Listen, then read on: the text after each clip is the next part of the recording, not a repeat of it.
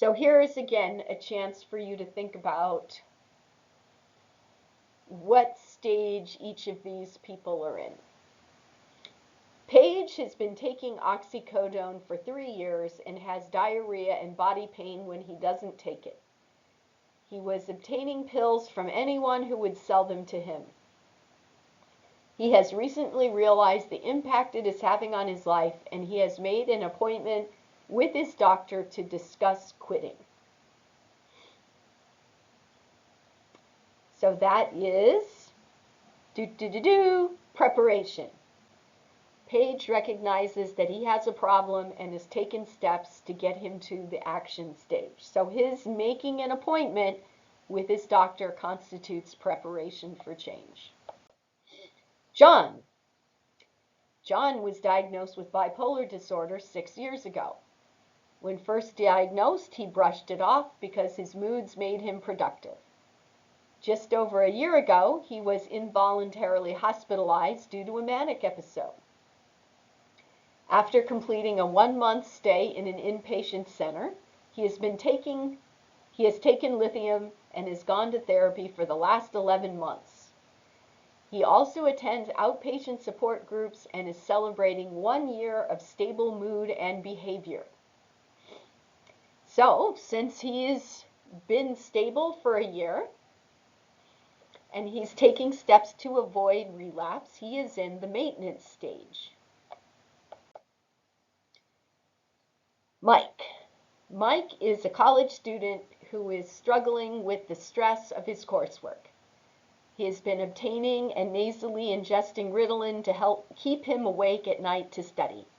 Mike believes the Ritalin is not a problem and it is helping him to succeed in school. So if you said pre-contemplation, you're right on that one. Maria. Maria's agoraphobia has gotten progressively worse since her mother passed away 2 years ago.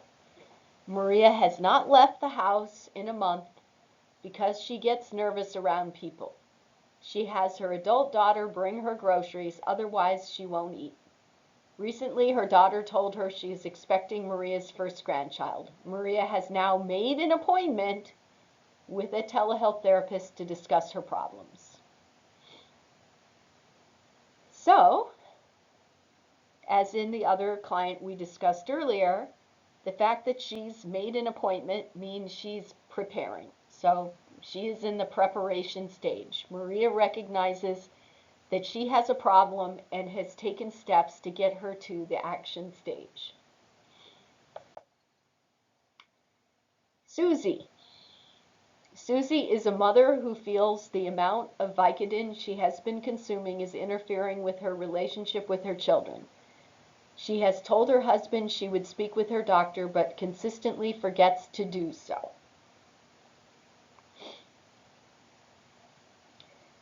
So what do you think there? So Susie made the appointment, and that makes you think that she's action, but she keeps not going. So that puts her in the contemplation stage. Susie has begun questioning the impact of her drug use, but is not taking it seriously enough to act. Roger.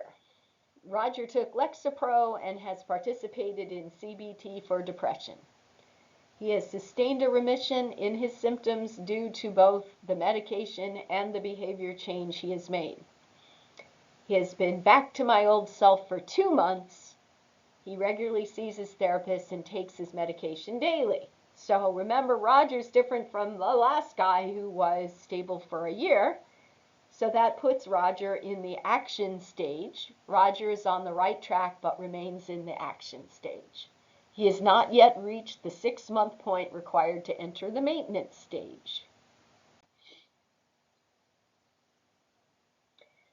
Okay, so you get the idea now about the stages of change, and hopefully you saw that each person in the stage, they're all making changes, but people in each stage are different from each other in a way that public health professionals and those counseling them need to understand.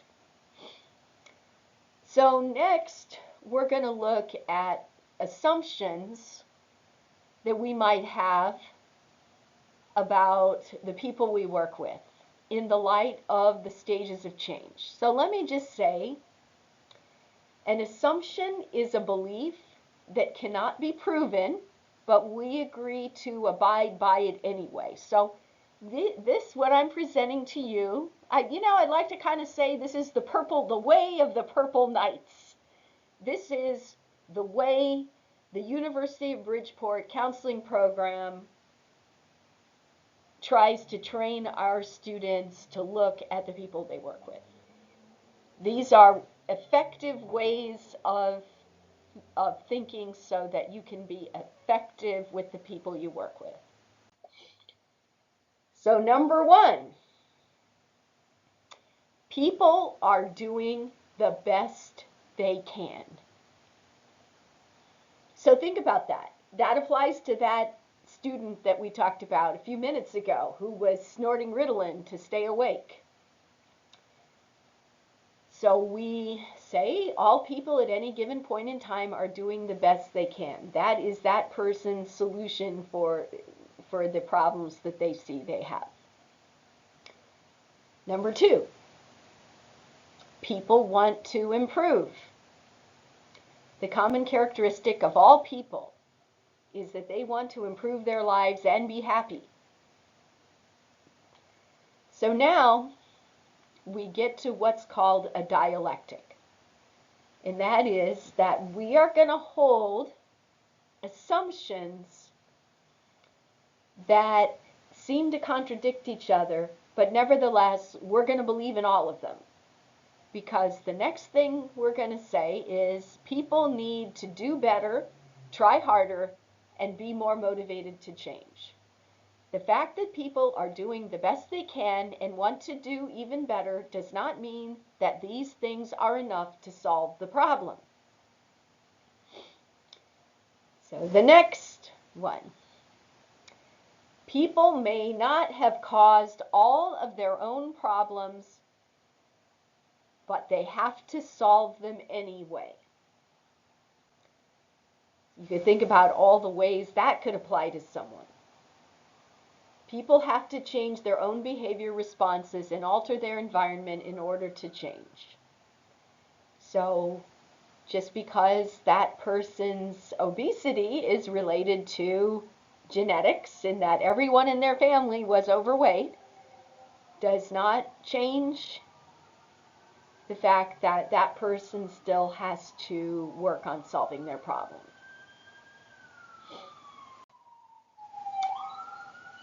New behavior has to be learned in all relevant contexts. So if we're working on behavior change, people have to practice the changes in the settings where they're going to be happening. So that means that we could counsel someone about diet, but then we have to plan for what they're going to do when they go to a restaurant or a party or whatever. Number 6, all behaviors, actions, thoughts, emotions, etc. are caused. There is always a cause or a set of causes for our actions, thoughts, and emotions, even if we don't know what they are.